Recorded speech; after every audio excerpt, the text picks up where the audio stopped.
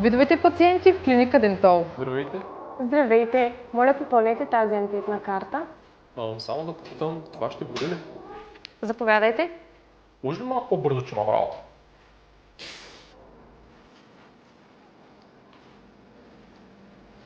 Да стана да изместя са. Благодаря ви, че най-накрая дойдохте.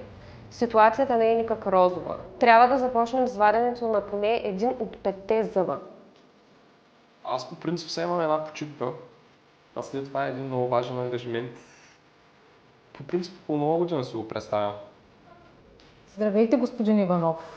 Рентгеновите изследвания за пореден път показват, че нямате никакви заболявания. Не. Сигурен съм, защото ми направиха авада кедавра и го хванах на долно течение.